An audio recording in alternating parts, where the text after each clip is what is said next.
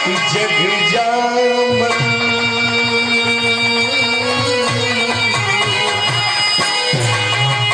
सवाल करते हैं मैया तोरे ही बागी के फूल संग हो, एक अमीर हो एक गरीब हो, शंका है माई।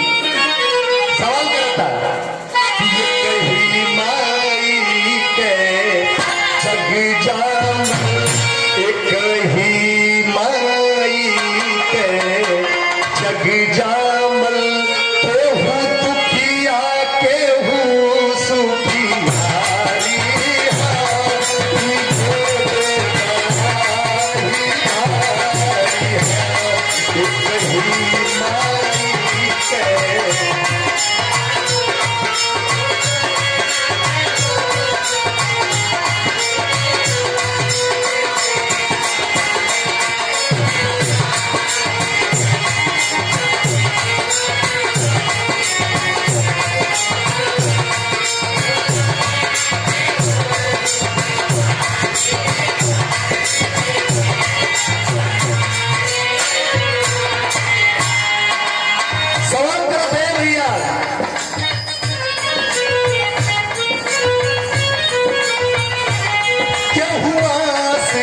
चौखट धोवत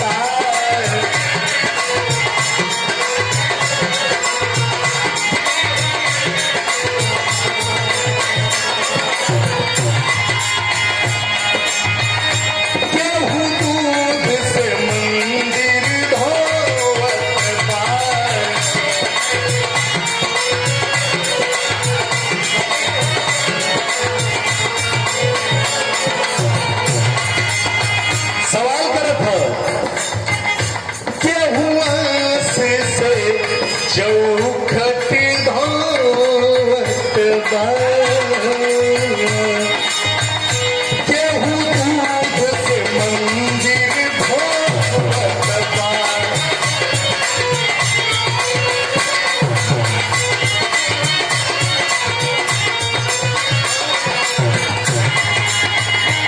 केहू आज से चौखट धोवत, केहू दूध से मंदिर धोवत। हे मातारी कहाँ का न्याय हो, एक थे अमीर हो एक थे गरीब हो, ऐसन काहे हो।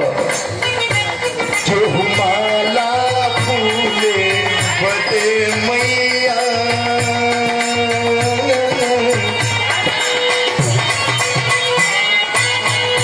केहू माला फूले बदे मैया, केहू माला फूले बदे मैया।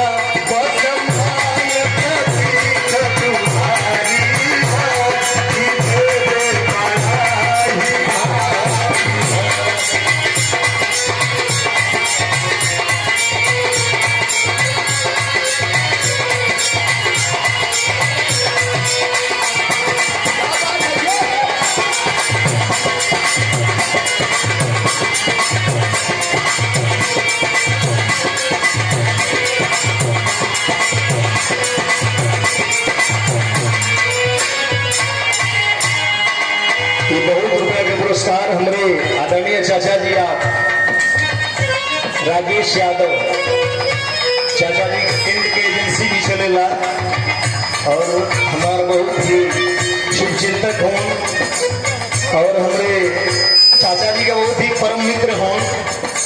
चाचा जी की तरफ से एक पुरस्कार में बहुत बहुत प्रणाम, सब लोग के प्रणाम का नाम बा।